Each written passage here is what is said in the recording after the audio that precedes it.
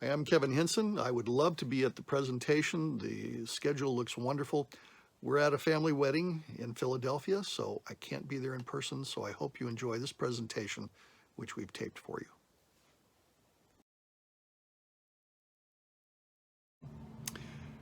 An observation to begin. The Mormon Battalion journalists and others are telling us what they saw, experienced, and believed. In every case, I've been able to track down the basis for a story. They are telling us their truth. Sometimes we just have to work to understand what it is they're trying to tell us.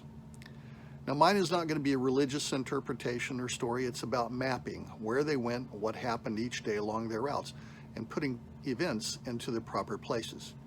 First will be a brief introduction to the Mormon Battalion trails, and I'll move along quickly. Since everyone may not know the general story, we have to cover that base. Then I'm going to concentrate on the recruitment and the enlistment, particularly events in the Council Bluffs region.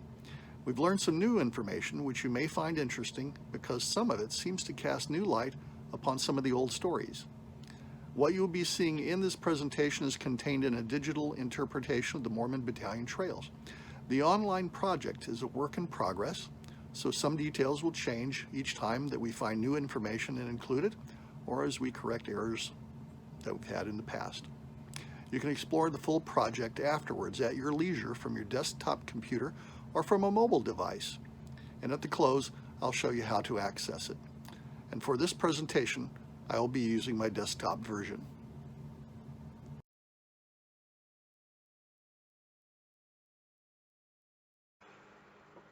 When you get to the Trails project, you will see a navigation panel on the left with categories that open to show more details. The categories are arranged to represent the main command's progress, month by month and day by day down the trail. Each of the detachments also has its own dedicated folder detailing their travels and stories. Now, since we'll be talking about the recruitment and enlistment primarily, let's choose that category. You can explore by clicking on items from this category list, or you can simply explore the map and click on any icon to learn about the story at that location. So here we go. The U.S. government's offer by President Polk for the Latter-day Saints to raise 4 or 5 companies of infantry came in response to Brigham Young asking to obtain government work contracts. This would help finance the Saints' move west from Nauvoo. Jesse Little was sent to Washington to see what could be arranged. President Polk recorded in his diary that he wanted to keep the Latter-day Saints as loyal U.S. citizens, so Polk had orders to enlist a battalion of Mormons sent to Fort Leavenworth. Colonel Kearney then dispatched Dragoon Captain James Allen, Jr. to recruit. The Saints were initially suspicious of the offer, but upon being convinced the request was valid, Brigham Young and the other officers spearheaded the recruiting effort, resulting in 496 men enlisting at Council Bluffs in a relatively short time.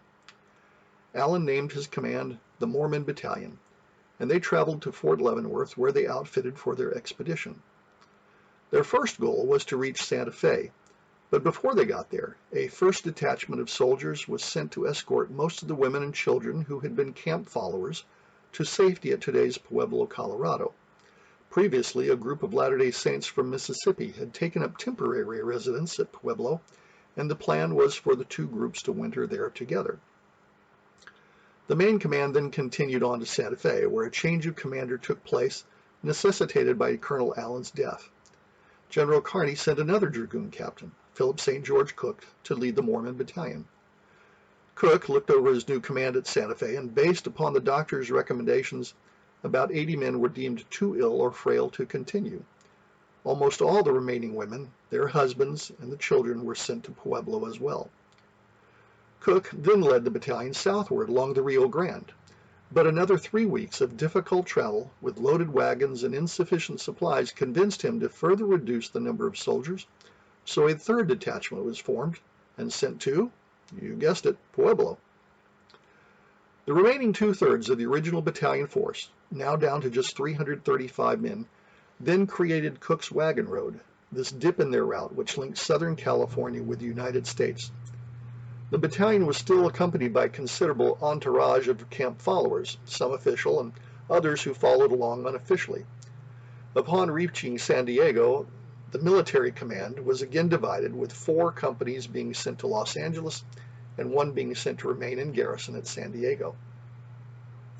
In the spring of 1847, almost all of the Pueblo detachment participants, along with the Mississippi Saints, proceeded north, then followed close behind the LDS Vanguard Company into the valley of the Great Salt Lake.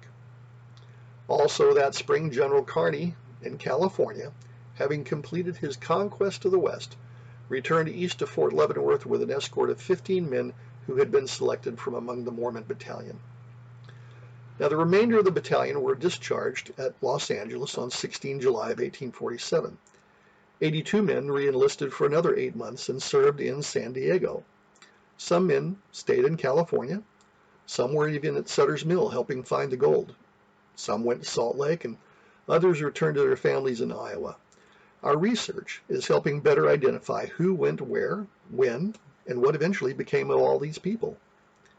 And that is a very abbreviated introduction to the Mormon Battalion trails used during their enlistment year. You can explore all of these different sections of the digital trails at your leisure and enjoy the additional information contained in the place marks. And by the way, the Kearny route information is just now being added and should be completed by next spring.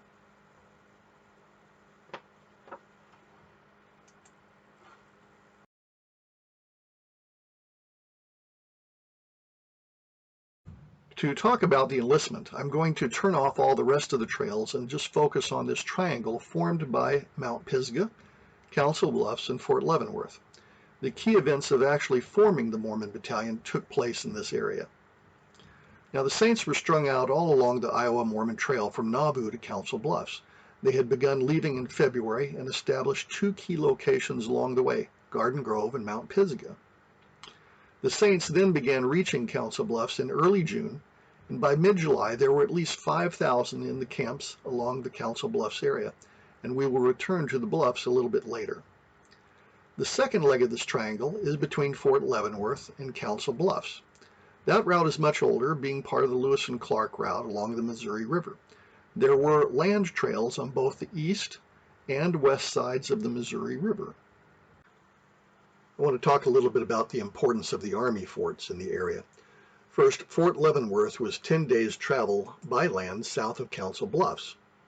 It was the major Army hub along the Missouri River.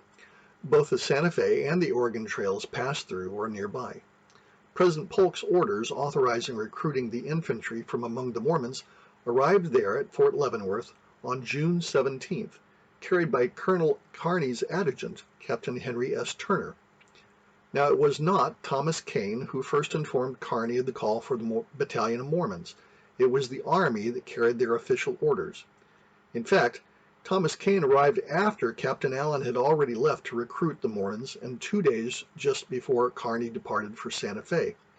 Now, historian Steve Alley provides details in a clip about the Mormon Battalion at Leavenworth. Click on the audio icon to get that. Now, Dragoon Captain James Allen was assigned the task to recruit, and he got underway on June 22nd. Troops were already gathering at Leavenworth for the war. Most of them were from Missouri. Next, I'd like to introduce you to the fort at Table Creek. It was located where today's Nebraska City was built. Now, Table Creek Fort is important for where it was and who was there. It was begun in March of 1846 and created partially in response to the Indians removing from the Iowa Territory across to the west side of the Missouri River. Fort Des Moines was no longer needed. That fort was where Dragoon Captain James Allen had been posted since 1843. Now, military forts of the time each had a council of administration. It was formed of officers who set certain rules and oversaw non-military funds. The council chose the laundresses. They chose the business firm called the sutler who sold supplies to the troops, and the council also set the sutlers' prices, so there was a close relationship between the council and the sutler. Well, Table Creek needed a sutler. On the Table Creek Council of Administration sat First Lieutenant Andrew Jackson Smith, who became later involved with the Mormon Battalion. The council chose a respectable resident of Weston, Missouri, who had moved to the area from Monroe County, Mississippi a couple of years previously. He was someone the officers knew fairly well through Masonic Lodge membership, personal business dealings, and gentlemanly pursuits. He was also a physician whom the officers had come to trust, and his name was Dr. George B. Sanderson, another person who becomes intimately involved with the Mormon Battalion story. And Dr. Sanderson had a silent partner as settler. It was Major Thomas Swords of the Quartermaster Department from Leavenworth, and he became the quartermaster for the entire Army of the West and was also involved with the Mormon Battalion. Now, when Colonel Carner returned to Fort Leavenworth as the Mexican War started, he took most of the troops, including Dr. Griffin, who had been the physician at Table Creek. A few days later, Kearny sent a letter back instructing that Dr. Sanderson should be hired as the contract physician for Table Creek, and the good doctor was so employed temporarily. Now, these events partially reveal the long association that Dr. Sanderson had with the officers from Leavenworth and suggests their confidence in him. Now, when we finish finding a few more details about Dr. Sanderson's life, we will be publishing his journal about his travels with the Mormon Battalion during the Mexican War. Well, what about Captain Allen? He's going to be our third side of this triangle. Have you ever wondered why he went to Mount Pisgah instead of directly to Council Bluffs? I'm going to share my speculations since I've not come across anyone else who has written about his route. Now, earlier I mentioned that Fort Des Moines was being abandoned where Allen had been commander for about 18 months, and there had developed a dragoon route from Fort Leavenworth that went close to Mount Pisgah on its way up to Fort Des Moines and then over to Fort Atkinson further to the northeast. Allen and his recruiting party left no record that we've found as yet, but it seems this dragoon trail would be a logical choice since Allen would expect to intercept the Saints as these two routes crossed. Also, Allen likely bumped into Saints who were going south from Mount Pisgah to trade in Missouri, and from them he would have known that the LDS leaders were at Mount Pisgah as late as mid-June. So it seems logical that Allen's party turned off the dragoon trail and headed for Mount Pisgah where they expected to find Brigham Young. Now, various LDS journals state that there were as many as 5 soldiers in the group, and we have reconstructed from the Army muster rolls who those men were that were with Captain Allen. They were Privates Alpheus Pomeroy, his assistant, Patrick McDonnell, Henry Stuckenberg, John Staley, who was listed as a clerk, and also likely with them was Allen's personal slave, Levi Wells.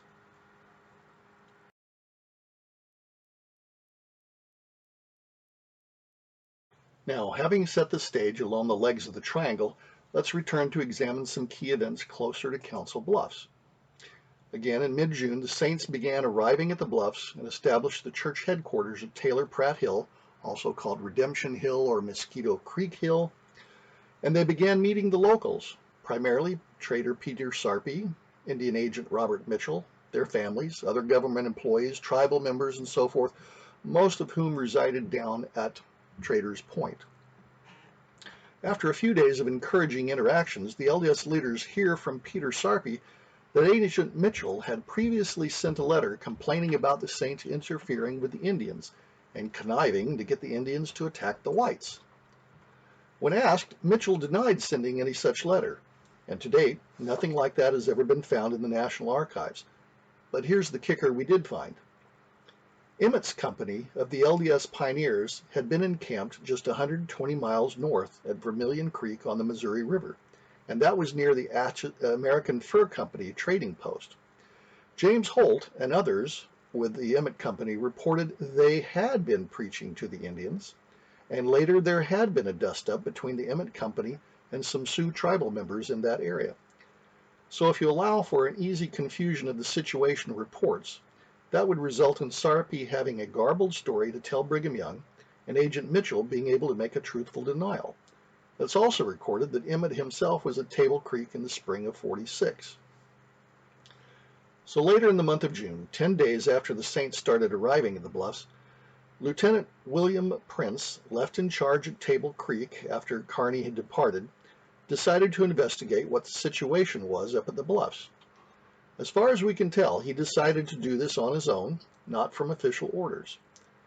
Lieutenant Prince sent Second Lieutenant Abraham Lincoln to observe and determine the conditions of the Saints, and Lincoln took with him Dr. Sanderson, the two of them coming up from the south. And you may ask, how do we know this? Well, here's what Willard Richards recorded on Sunday the 28th. Quote, Brother John Kreisman came up from the point and said that U.S. officers had arrived to enlist the Mormons to go and take Santa Fe, and if they did not enlist, should consider them as enemies and treat them accordingly. About 3 p.m., Bishop George Miller came to the post office with Lieutenant Lincoln and Dr. Sanderson, end quote. Now, as amazing as that statement is, the really important item herein is that Captain Allen was still en route from Mount Pisgah and would not arrive at the Bluffs for 2 more days. So this strongly indicates official communication between Leavenworth and Table Creek about the effort to enlist the Saints, and the start of unofficial rumors as to what would happen if the Saints didn't.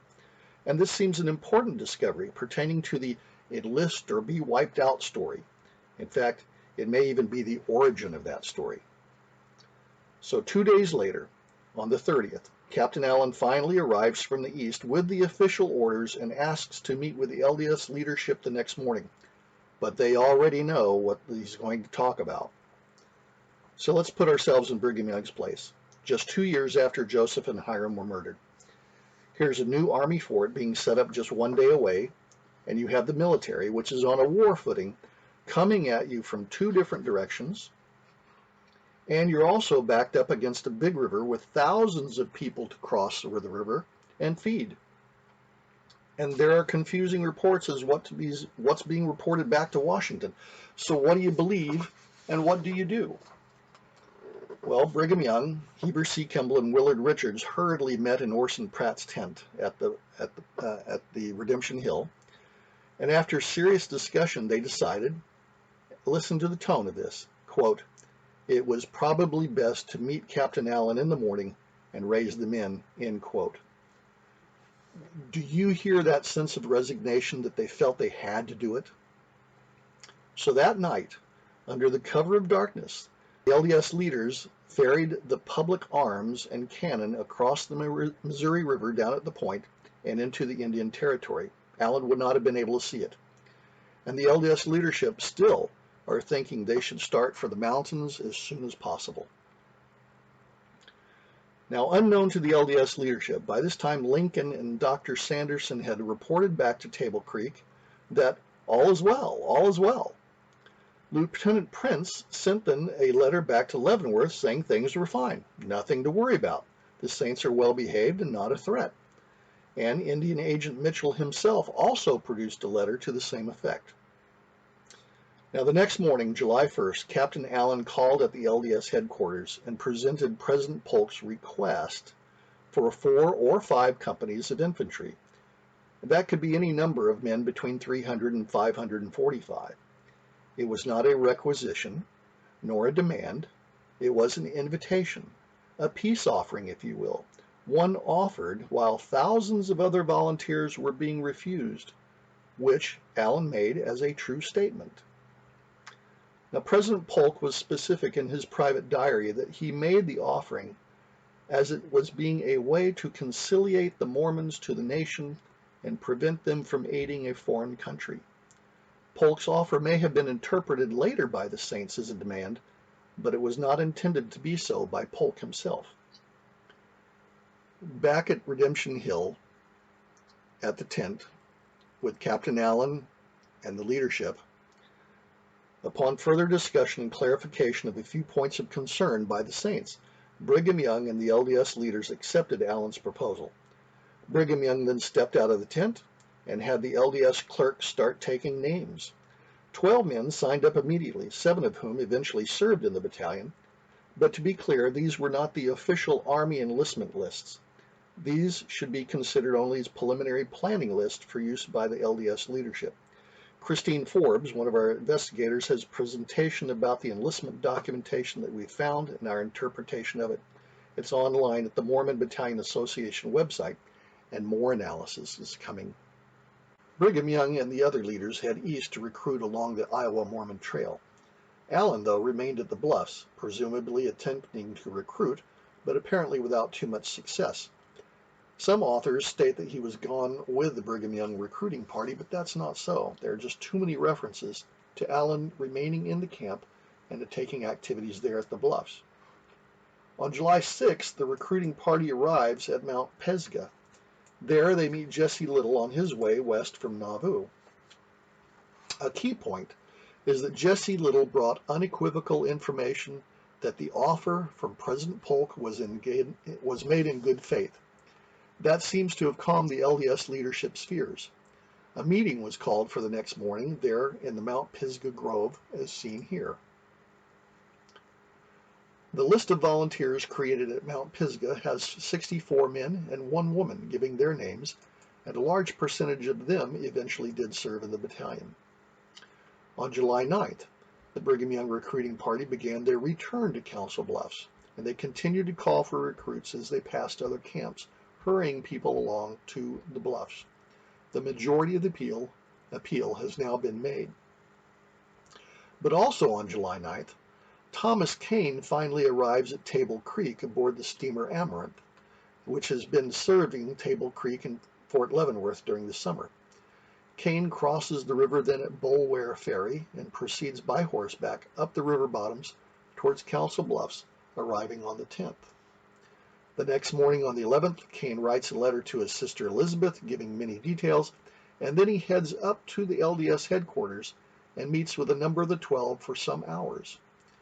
In another letter, this one to his parents, Kane claims that Colonel Allen was discouraged and about to go home. The recruiting party is still in transit, coming back from Mount Pisgah. On Sunday morning the 12th, the LDS leaders at the Bluffs preach at the Bowery for the men to enlist, and Kane makes pleas in the surrounding camps as well. By that evening, the Brigham Young recruiting group has returned, and they immediately call for an all-camp meeting the very next morning. July 13th.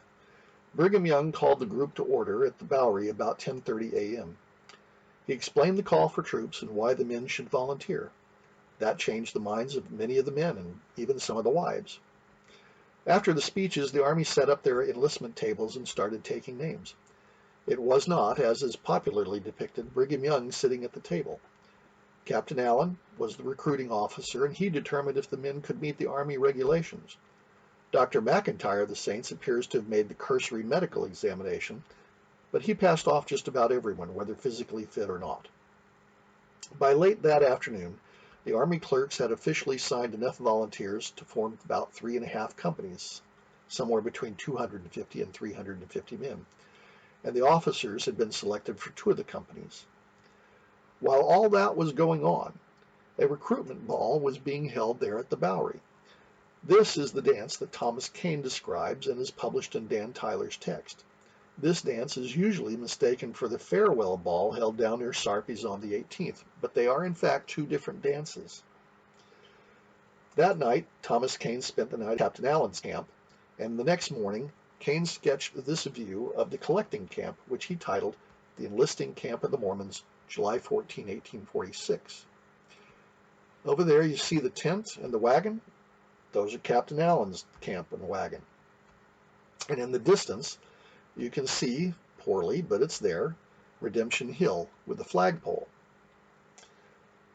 Over the next couple of days, the musicians kept beating the drums and encouraging enlistment. The 4th company filled, and they started trying to fill the 5th company. The enlisting continued through the 15th, when they finally had the volunteers to form the 4 companies, and they prepared to formalize the enlistment. Recall the minimum requirement was for 4 companies, at which level Captain Allen was authorized to muster the command into the service. So on the morning of the 16th, the men of the 4 organized companies are called together in a square. There they are addressed by some of the LDS leaders, but it's not noted what Allen said, which leaves some questions. However, Order Number 1, stating that the Mormon Battalion was called into the service, with Captain Allen being promoted to Lieutenant Colonel, and Order 2, which listed some of the staff, these orders would have been read to the men who had enlisted, and they were considered then under pay from that day forward for the year. They were then marched off in columns of 2s down to Peter Sarpy's trading house. Apparently Sarpy had enough supplies on hand to provide many of the men with blankets and some other camp necessaries. A new campsite nearby, which the journalists referred to as the soldiers' camp, was formed along the Missouri River near Sarpy's. Here the soldiers remained until the afternoon of July 21st.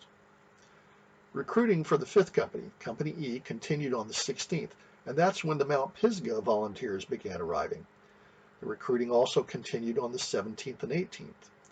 And the second big dance, the real farewell ball, was held down at Sarpy's on the afternoon of the 18th. Some writers again confuse these two balls, the one on the 13th and this one on the 18th. While the dance was underway, Brother Brigham took the officers aside and instructed them on his expectations, that they should do credit to the church, to their families, and to the nation, that the officers should treat the soldiers and citizens well and set a good example. On Sunday the 19th, most of the command were given the day off. Many of the men hiked back up to the bluffs to see their families and spend the day, and some even spent the night. Also on the 19th, a final appeal was made during Sunday services at the Bowery for more volunteers. Another 40 men answered the call. Think of this, with only one day to prepare, these men left their families and hiked down to the soldiers' camp, trickling in on the 19th and 20th. Now the date of the 20th is often quoted as the start of the march, and that may refer to these last men joining from the bluffs. Allen had wanted to leave on the 20th, but the necessary organization was not yet complete. And that gave the LDS leadership an opportunity to have the men commit to sending part of their pay back to help the saints. We have the documentation dated the 20th at the bluffs regarding the pay amounts the men committed for their families and for other purposes. Laura Anderson has an excellent presentation about that situation, which has been poorly understood in the past. Then the morning of the 21st was rainy, and that delayed their start until the afternoon, which began the march of the Mormon Battalion for Fort Leavenworth.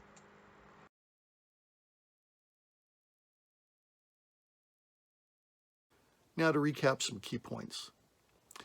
Though the offer by President Polk to enlist a battalion of men was given in good faith, circumstances at the Bluffs seem to have conspired to create this enlist or be destroyed story. However, with trustworthy testimony coming from Kane and from Little, the LDS leadership got comfortable with the offer and enthusiastically embraced the opportunity. Second, Thomas Kane's influence and his direct participation in the Mormon Battalion's creation seems to have been overstated in the past, so we need to look into that a little bit deeper. Third, confusion among the various journal accounts have caused certain key dates to be misunderstood. Constructing a harmonized timeline has revealed the true dates of those events, and we'll be publishing this timeline in the near future on the Mormon Battalion website. Fourth, interestingly, Dr. Sanderson's contact with the saints has extended far beyond what has been realized in the past, so stay tuned for some more revelations about that. And now I told you I would tell you how to access these digital trails, so here it comes. If you're on a desktop unit, go to mormonbattalion.com, not .org, but mormonbattalion.com. Go to the home page, then select the trail, and then scroll down on the interactive maps and select Follow the Trail. That will drop you to the desktop version, which you've been seeing already during this presentation. If instead you're on a mobile device, what you'll want to do again is to go to mormonbattalion.com, then select Take the Mormon Battalion Trail Auto Tour. That will take you to this page, and you scroll down to download the free Mormon Battalion Trail mobile tour. We have an Apple version as well as a Google Play version. Select the one that matches your device and off you go.